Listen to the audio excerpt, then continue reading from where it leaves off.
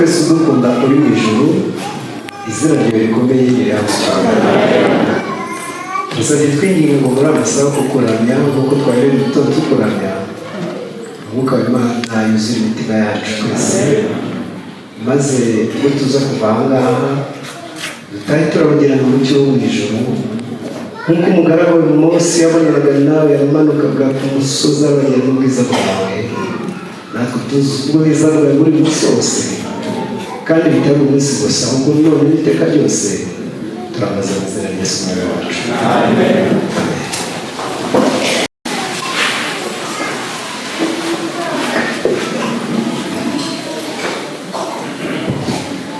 Haleluya. Sabato nziza. Haleluya, sabato nziza. Mfemo figo. Twiyemeje kugenda duhamya Imana, tugendana nayo uko byamera kose. Mfemo figo. Twiyemeje kugenda duhamya Imana, tugendana nayo uko byamera kose. Imana ihabwe icyubahiro. Iyo muhari ntekereza yuko n'abato bahari kandi nabo barabyiyemeje, tugomba kugenda duhamya Imana kandi uko byaba bimeze gute uko byamera kose. Imana ihabwe icyubahiro. Reka mfatanye nawe gushimira Imana itugejeje muri uyu mwanya, muri iyi gahunda yo kuramya Imana yacu, aho tuyiramya tuyihimbaza kuko yakoze ibikomeye, tukaba tunejejwe no kubana nayo. Imana ihabwe icyubahiro.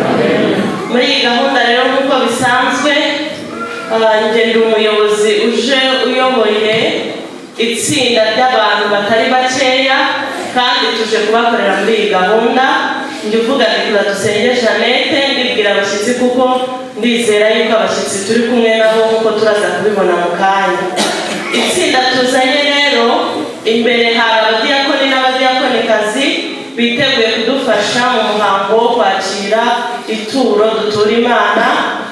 Banyemerere bahaguruke kugira ngo iteraniro ribone ko bahari, kandi bakurikiwe na korali Glory to God iradufasha umunsi guhimbaza Imana. Namwe mwahaguruka, kandi turi kumwe n'abadufasha kugira ngo aya majwi yacu abashe gutambuka agere kure.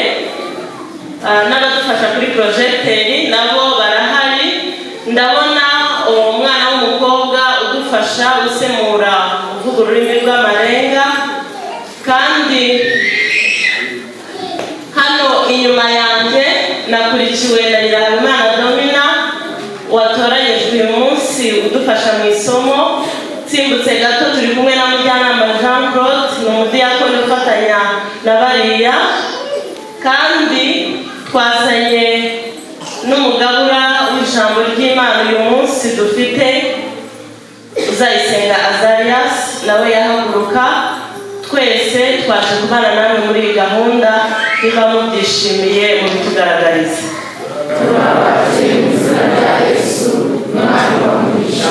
Amen. Mu izina rya bagenzi banjye murakoze kuduha ikaze. Reka ndebe ibiganza by'abashyitsi, abashyitsi b'Abadiventiste b'umunsi wa karindwi, ariko bavuze ngo turabana n'abizera b'Itorero rya uyu munsi. Mbese murahari? Muzamure ikiganza. Barahari benshi cyane. Imana ihabwe icyubahiro. Ariko kandi twishimira kubana n'abashyitsi batari Abadiventiste, basengera mu madini atandukanye ariko bakunda Abadiventiste, bakavuga ngo uyu munsi turajya guterana n'Abadiventiste duhamye ko natwe turamya Imana. Mbese murahari? Murahari? Barahari rwose. Imana ihabwe icyubahiro. Hamwe n'abandi bose twakiriye, mufashe twakira abashyitsi b'uburyo bwombi mu izina rya Yesu.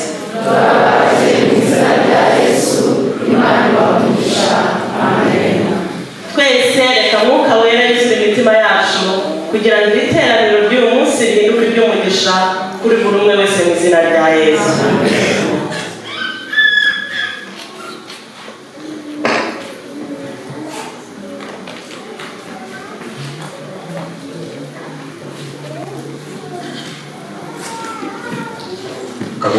Turavugira muri twese turi imbere y'ibihumbi magana atatu mirongo ine n'icyenda.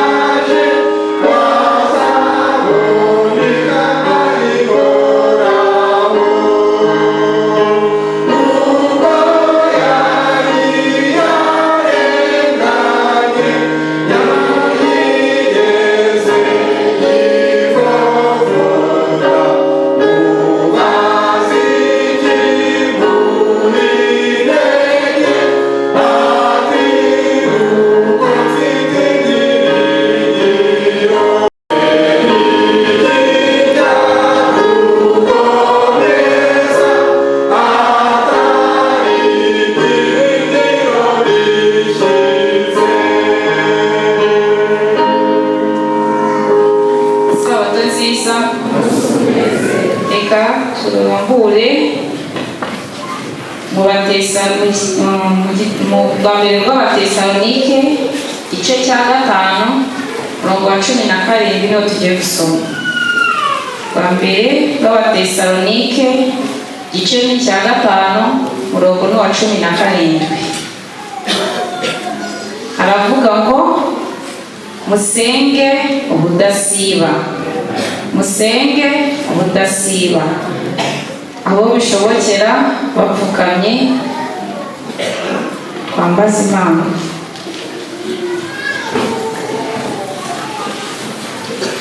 Mwami Yesu kandi mwongere ubugingo bwacu, turi imbere y'ubwiza bwawe kuko urukundo dukunda, izina ryawe rihabwe icyubahiro. Wadukuye hirya no hino tuzana mu nzu yitiriwe izina ryawe, nta kabuza aricyo ushaka kutubwira, uduhe guturiza imbere yawe. Mwuka wera yuzure imitima yacu, adusobanurire ibyanditswe byera tugiye kwiga, kandi iri teraniro uko twizeye ko urimo tutahane umugisha wawe. Umubwiriza ugiye kuvuga ibyanditswe byera n'aba ari we ube muri we, kandi natwe tugiye kumva dusabye Mwuka wera agabane natwe, iteraniro rigaragaremo Imana Data, Umwana na Mwuka wera. Tubyatse mu izina rya Yesu twize kubikora, amen.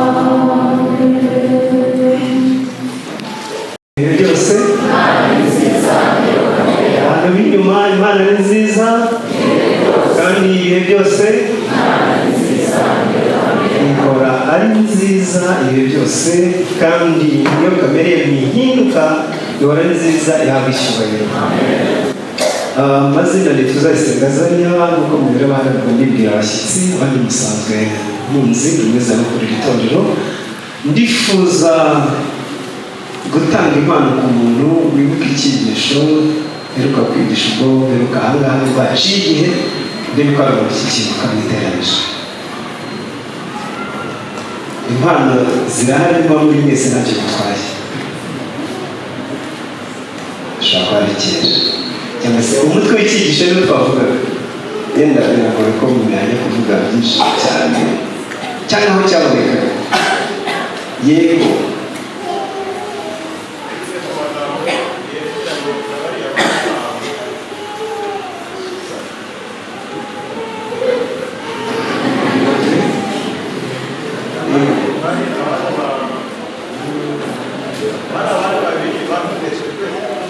urakoze cyane, yagerageje ababyumva bahita babyumva. Twize yavuze ngo twize ngo ku gitekerezo cy'abariya bana batoneshejwe, avuze ati ariko wajya kwibuka wari uhari, ntekereza ko yahita yibuka. Ubwo turaza kuvugana iterana risoje, wagerageje Imana igumugisha. Ubwo mbiruka hano sinzi ngo nirya ariko aciye nk'uko bivuga, ariko twiganye igitabo cy'itangiriro igice cya 25, twiga icya 27. Noneho uyu munsi turi igitangiriro igice cya 28 n'igice cya 32. Twibukiranye gato kugira ngo tuze kujyana, kuko icyo cyigisho kiraza gikurikira icyo twiganye ubushize. Twiganye icyigisho cyavuga ngo marayika murimbuzi ku miryango y'imiryango y'iki gihe. Twasanze umuryango wa Isaka na Rebeka bafite abana babiri, kandi muri abo bana babiri umwe ni Esawu undi ni Yakobo. icyari gitangaje muri uwo muryango uko tubisoma mu byanditswe byera nuko Isaka afite umwana yitaga ngo mwana wanjye, Rebeka nawe akagira Yakobo yita mwana wanjye, kandi buri wese akagira utuntu twihariye ashaka kubwira umwana we undi adashaka ko mugenzi we yumva. Ku mpande zombi icyo twarakibonye. Dusanga mu miryango y'iki gihe ababyeyi turiho muri iyi minsi hari igihe dutonesha abana bacu, maze ugasanga hari uwiyumvamo cyane, yego, ugasanga hari uwiyumvamo cyane, ugasanga hari nyina yiyumvamo cyane, gutyo impande zombi ugasanga ibyo bibazo birahari. Twasanze n'ikindi gikomeye, twasanze ko uyu muryango waba ufite inkono ebyiri mu rugo, yego, murabyibuka? Ndi kugira ngo mugenda mubyibuka. Kubera iki? Mu byanditswe byera hatubwira yuko Esawu avuye guhiga, ubundi mu busanzwe umwana uvuye mu mirimo cyangwa ahandi agasanga ibyo kurya bihiye, ntekereza ko yari adasabye, nibyo? Ariko hano uko twasomye twasanze yuko yaje agasaba murumuna we, bigaragara yuko nawe yari avuye gushaka ibyo basangira na se kwa kundi batoneshejwe, maze murumuna we aramubwira ngo kereka twagenza gute, kereka twagura. Mbese twibazaga ikibazo kivuga ngo mu miryango yacu nta nkono ebyiri zibamo. Bamwe inkono zabo zizaba inkono yabo ya kabiri mu kabari, muri za resitora n'ahandi, maze uwiwe mu rugo uko yakarushye ateka ategura agira gute, nuko bikagenda ubwo nguko murabyumva. Bamwe bakabyemera ko bariye, abandi bakavuga ko batameze neza. Ibyo namwe murabizi mu miryango y'iki gihe. Ariko tugaruke kuri iryo jambo uwo murumuna we Yakobo yavuze ngo kereka twagenza gute, kereka twagura. Twasanze twese Imana yaratugiriye ubuntu. Abantu benshi turi aha ngaha twagiye tuva mu byaro bitandukanye, dufiteyo bene wacu badafite uko bigenza, rimwe na rimwe babura minerivare y'abana cyangwa se amafaranga yo kujya kwa muganga, maze agafata telefone akaguhamagara n'umuntu wagira ubuntu b'i Kigali, maze ukamubwira ngo hafi ka gashyamba kawe ntabwo gahari ngo tukaguha n'amafaranga yo kujyana umwana ku ishuri. Birahari cyangwa ntibihari? Marayika muribuzi ku miryango y'imiryango y'iki gihe. Rero icyo gitekerezo twakomeje kureba ko twasanze byarakomeje gukura kugeza ubwo umwana umukuru w'umuryango ariwe Isaka yiyumvishaga ko ari uzahabwa umurage w'umwana w'imfura atari wawuhawe, nubwo n'ubundi wawuhawe byari mu masezerano y'Imana. Tugiye gukomeza rero mu cyigisho cy'uyu munsi kivuga ngo kugundira Imana mu bihe by'amage, cyangwa se kugundira amasezerano y'Imana mu bihe bigoye. Reka dusenge. Data twese udukunda uri mu ijuru, izina ryawe rikomeye rihabwe icyubahiro. Tunejejwe no kuba imbere yawe, twigira ku byanditswe byera wandikishije. Nasabye twinginga ngo Umwuka w'Imana asobanure imitima yacu ku bwa Yesu Umwami wacu. Amen. Murabona Bibiliya bitewe n'igihe turi kujya tugenderaho muri iki gihe kidasanzwe, amasomo barajya bashyira hariya wihute kuhagera. Turaza kugenda tuvuga mu ncamake. Abafite igitabo cy'Umwuka w'Abahanuzi bita Abakurambere n'Abahanuzi, namwe muraza kuba hafi aho ngaho mu cyigisho kivuga ku bijyanye no guhunga kwa Yakobo. Aho twageze tuvuze mu itangira igice cya kangahe? Igice cya kangahe? Abari kubyumva ni bake. Itangira igice cya kangahe? Yego, tugiye kujyana igice cya 28 gitangira kitaduha amakuru neza, ariko byumvikana yuko byageze aho Isaka na Rebeka bumvikana bakamenya impamvu yatumye koko umwana uto uwo Isaka atatekerezaga ariwe wagombaga guhabwa umugisha w'umwana w'imfura. Bamaze gusa naho babyumvikana, igice cya 28 gitangira noneho cyerekana yuko Isaka na Rebeka bari kuvuga rumwe, kuko noneho Isaka hano turasoma mu murongo wa mbere ngo Isaka amagana umwana we Yakobo. Byumvikana yuko noneho atakiri kumufata nk'umwana wa nyina cyangwa se umwana uri ku ruhande rwa nyina, ahubwo aba umwana ko bamaze gusobanukirwa neza yuko umugisha wahawe yagombaga guhabwa by'ukuri koko. Maze hirya mu gice cyabanje harimo igitekerezo cy'ukuntu Esawu yari afite uburakari bwinshi amaze gusanga umugisha atari bawuhawe, apanga uburyo azica murumuna we Yakobo. aha rero abagiye bakimara kubimenya baramuhamagara umwana baravuga ati rero hungira kwa nyirarume kwa nyirarume Yakobo Labani, maze uyu mwana ategekwa ibintu bibiri: hungira kwa nyirarume, icya kabiri utazashaka umugore w'umunyamahanga. Byumvikana ko yagombaga guhungira ni muri bene nawe yagombaga gushaka. Tugendera rero twihuta kugira ngo tuze kwihuta, abafite Bibiliya mwamaze kwarambura, tugeze ku murongo wa 10. Imana ibonekera Yakobo mu nzozi. Twibukiranye uyu mwana bita Yakobo ni umwana w'umusore w'umugenda, ni umwana utari warigeze amenya ubuzima bwo hanze, yiberaga mu mahema hamwe na nyina, ntabwo yari azi ubuzima bwo hanze. Kandi ikindi cya kabiri twibukiranye, wenda tuvuge muri iyi mvugo y'uyu munsi, ni umwana wayo mu gipangu utazi ubuzima bwo hanze. Umwuka wanyu urambwira ngo iki? Umbwira ko uyu mwana wari waramenyere kwibera hamwe na nyina mu rugo, atazi ubuzima bwo hanze ko bwagenda, atazi imibanire y'abantu n'abandi hanze uko hateye. Burya birateye. Esawu yajyaga ajya mu ishyamba agahura n'inyamaswa z'inkazi, akamenya ubuzima bwo hanze uko bumeze. Uyu mwana rero agiye gutangira urugendo rugoranye ari wenyine. Inyandiko ikumbwira mu mwuka wanuzi yuko ngo yagombaga guca mu gihugu cy'abantu b'ibyihebe, abantu bameze nk'umutwe y'ikige nk'ibihazi, abantu batagira ikinyabupfura na gike. Aho niho yagombaga guca kugira ngo azajye gutwara abantu. Maze uyu Yakobo muri uko guhaguruka yari yitwaje inkoni n'icupa ry'amavuta yerayo. Gusa ibyo bintu nibyo yari afite byonyine. Maze yitegura guca mu gihugu kimeze gutyo, ngo yagombaga kugenda kwepana n'abantu ku mpamvu ebyiri zikurikira. Iya mbere ni uko yari azi neza yuko abo bantu ari abantu babi cyane, uwamubona yamugirira nabi nta mpamvu, kandi nta wundi mutabazi wundi yari afite.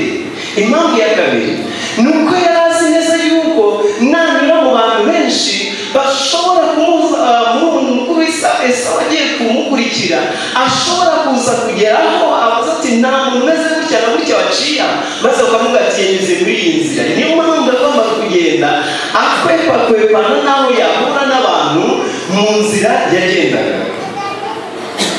Ikindi cyari kigoye muri uru rugendo rwe nuko muri uru rugendo rwe yagendaga, nanone ngo yacaga mu mashyamba y'inzitane arimo inyamaswa z'uburyo bwinshi butandukanye. Kandi mutibuke yuko ari umwana wamenyere kuba mu gipangu atazi ubuzima bwo hanze. Nuko iyi nyandiko uko iri kutubwira, yaragiye yagera umunsi wa mbere. Amaze kugenda umunsi wa mbere n'ubugorobye, nuko abonye ko bwije ashaka ahantu hirya y'inzira, maze ngo arebe aho kuryama. Ariko inyandiko irambwira ngo iki? Irambwira yuko ngo ageze aho hirya y'inzira, maze ngo abona ibuye. Ngo ageza gute? Abona ibuye arabisega. Ariko reka tubaze dutekereze neza. Ugeze aho muri ubwo buzima bumeze gutyo, harya ugiye kuryama, ugiye kuko kuryama ubonye wakisegura ibuye ko ari mu ishyamba, hasi nibwira ko wafata ibibabi by'ibiti cyangwa se n'ibiti bwabyo bakaba byo bisegura, wakisegura ibuye. Hari impamvu ibuye ntabwo ari ibuye risanzwe, ntabwo ari ibuye nk'ayandi mabuye. Turabona ibihamya mu byanditswe byera. Iyo dusoma ibyanditswe byera ahantu henshi, dusanga iyo bavuga ibuye bavuga Kristo. Haleluya. Dusanga bavuga Kristo.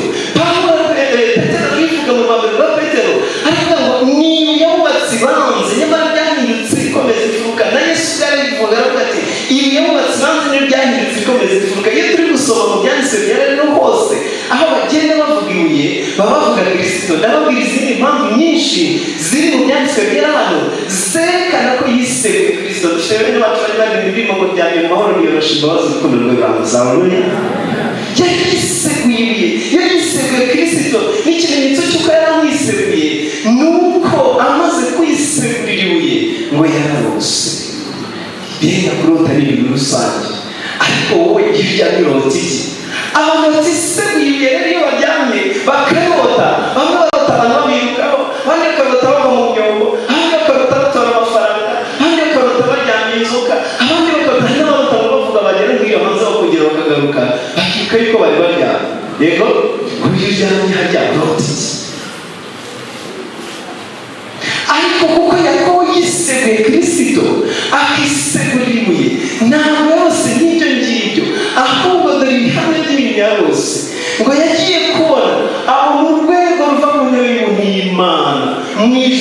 kugenda ntabwo rwaje kuri we, ahubwo urwo rwego rwari rugeze hasi aho iryo buye riri. kandi si yigeze abivuga muri Yohana igice cya 51 aravuga ngo muzabona igihe kizagera ubwo muzabona abamarayika b'Imana bava mu ijuru baza ku mwana w'umuntu bamumanukira basubira mu ijuru. Haleluya.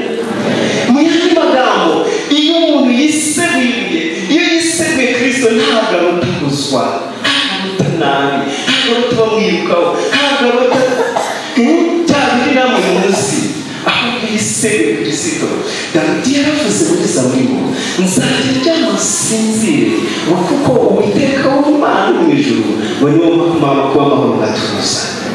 Aho yiseguye Kristo bararyama bagasinzira, niyo haba hari ibikomeye bite, niyo haba hari ingorane zingana gute, abatuje kuko Kristo ari muri we. Erega kwisegura ibuye hari mu iseguriye mu rubavu ku bwonko, niho yayiseguye ibuye umutwe, maze ni ukuvuga ngo Kristo ari mu ntekerezo zose.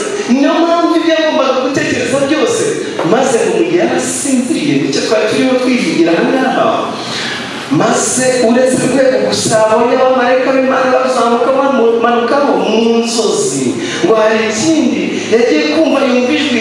Aho turi kumwe twageze ku murongo wa 13 ngo kandi Uwiteka yarahagaze hejuru y'urwo rwego aramubwira ati ndi Uwiteka Imana ya sogokuruza Aburahamu kandi Imana ya Isaka. Abantu biseguye Kristo, abantu bagira igihe cyo kubana n'Imana, abantu bagira igihe cyo gusenga, abantu bajya kuryama bakishyira mu biganza by'Imana. Ngibyo barota n'ibyo ngibyo, barota bari mu iteraniro ry'abera, barota bari kuririmba, barota bagiye gusenga, barota basura abandi, barota batanga ubufasha ku bantu, barota kuko biseguye Kristo. Maze Uwiteka aramubonekera aramubwira ati ndi Imana ya sogokuruza Aburahamu, ndi Imana ya Isaka. Maze gitangira kumuha amasezerano iki gihugu ryamye. Haleluya. Aho Isaka yagombaga guturwa cyangwa se aho yatuye ntabwo umunani yahawe n'ababyeyi, ahubwo n'umunani yahawe n'Uwiteka. Iki gihugu ryamyemo nzakiguha wowe n'urubyaro rwawe. yari akiri umusore mu byibuke, ntabwo imwe ngo nzakiguha wowe gusa, ahubwo hahishe n'irindi sezerano y'uko azanabyara kandi akororoka. nzakiguha ubwawe n'urubyaro rwawe. Mu wa 14 urubyaro rwawe ruzabana n'iki? N'umukungu wo hasi. Mu byibuke ko yari akiri umusore. Uwiteka akomeza kumuha amasezerano, ariko kandi tugere ku murongo wa 15 harakomeza Uwiteka aramubwira ngo dore ndi kumwe nawe. Amagambo aryoshye, sinzi niba turi kujyana mu cyasoze tujyana. Dore ndi kumwe nawe, nzakurinda aho uzajya hose, kandi nzakugarura muri iki gihugu, kuko ntazagusiga narasohoza ibyo nagejeje gute. Haleluya. Kwagendana n'Imana, ariko ntibande tujye kugenda ukumva Imana Imana rero ngo ndi kumwe nawe, nzabana nawe, nzakurinda aho uzajya hose, ibyo uzakora byose nzaba ndi kumwe nawe. Mu byo wabyo ni bangahe? Maze Yakobo arakanguka, kigeze mu wa 16. Yakobo arakanguka maze aravuga ati ni ukuri Uwiteka nanjye ntabwo nari mbizi. Aratinya aravuga ati erega ahantu uteye ubwoba, aha hantu nta kindi inzu y'Imana, aha ni irembo ry'ijuru. Amenye ko yari kumwe.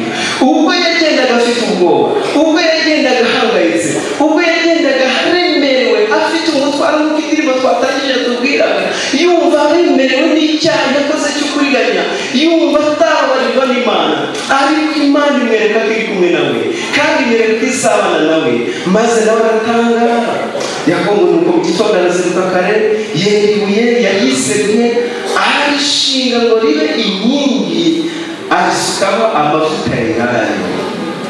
Maze hari andi magambo anejeje hepfo aho ngaho, yenda tugere ku murongo wa 20. Yakobo ahiga umuhigo, maze aravuga ati Imana nibana nanjye. Amen.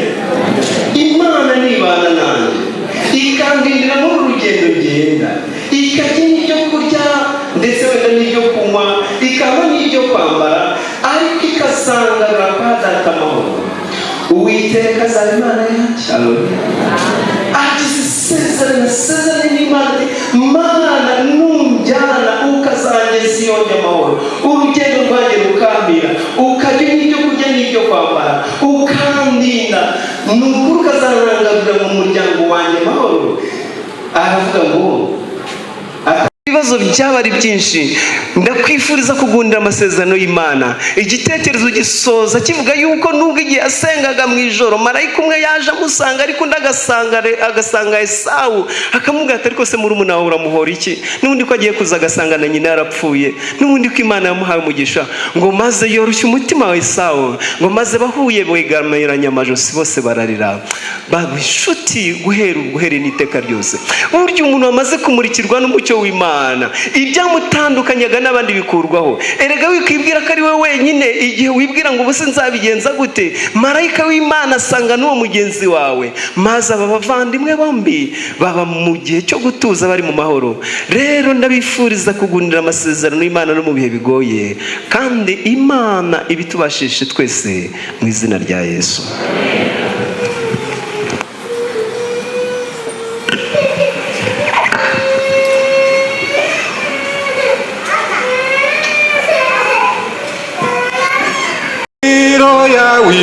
Wizashikama dufite ingoma ngiritsika, imiraba yiyungikanya ikomangiye ku rutare rushikamye umukiza wacu.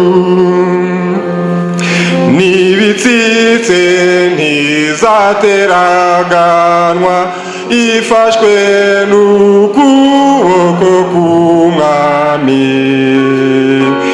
Imirunga ye iraduhuza bitewe n'imbaraga ikomeye. Dufite ingoma ngiritsika, imiraba yiyungikanya ikomangiye ku rutare rushikamye umukiza wacu. Izashikama mu gihe kibi, ubwo imivumi izabirurura. Umuyaga wishuwe rusheze, ntabwo bizarenga ku bwato bwacu. Dufite ingoma ngiritsika, imiraba yiyungikanya ikomangiye ku rutare rushikamye umukiza wacu. Ndetse no mu gihe kibi cyane, twifuza amazi yaduhembura, tuzatsika ku nkombe z'ijuru, umugaru ushire buheriheri. Dufite ingoma ngiritsika, imiraba yiyungikanya ikomangiye ku rutare rushikamye umukiza wacu. Ubwo igitondo kizatangaza, n'amarembo arabagirana, tuzatsika ku nkombe z'ijuru, umugaru ushire buheriheri. Dufite ingoma ngiritsika, imiraba yiyungikanya ikomangiye ku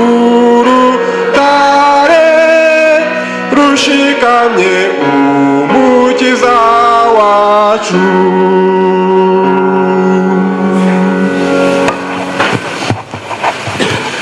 Data twese udukunda uri mu ijuru, izina ryawe rikomeye nirihabwe icyubahiro. Turagushimira ko washyizeho inkomangiro ifashe kandi itsika imitima yacu. Igihe duhuye n'imiraba y'ibigeragezo, utuba hafi, ukadukomeza, ukaduha amasezerano menshi y'ibyiringiro, ukatwereka ko utaduhanye, ukatwereka ko uzabana natwe. Nyamara kandi ibyo bigendana n'uko imitima yacu yacishijwe bugufi ikakwakira. Ndasabye n'inginga ngo abana bawe muri iri teraniro twese uduhe kwakira imbabazi z'Imana, uduhe gusobanukirwa n'umugambi wawe ku bugingo bwacu, uduhe gusobanukirwa n'urukundo ufitiye mwene muntu, maze natwe turugenderemo dushimishwe no kuba Kristo yarapfiriye ibyaha byacu, bityo bikatwunga n'ijuru. Maze ubwo igitondo kizatangaza abana bawe twese ko duteraniye tuzatsike ku marembo y'ijuru, imiraba ishire buheriheri, maze tubane nawe mu bwami bwawe. Ibyo byiringiro bibe iby'umwana muto uri muri iri teraniro, ibyo byiringiro bibe iby'umusore n'umukobwa, umugabo n'umugore, abakuze muri rusange bari muri iri teraniro, maze bibitsike imitima yacu, bitubashije kuba mu ruhande rwawe rw'ukuri, maze ngo uhereye uyu munsi ukageza iteka ryose tuzasangwe twiteguye turi mu buntu bwawe. Ntuduhane mu bitwoshya rero ubwo dusoje iri teraniro, ahubwo dukize umubi, maze ibyo turabamo byose bibi byo guhesha Data wa twese icyubahiro. Kandi uhereye none ukageza iteka ryose uzaduhe kuramira mu buntu bwawe, niko dusabye mu izina rya Yesu umwami wacu. Amen.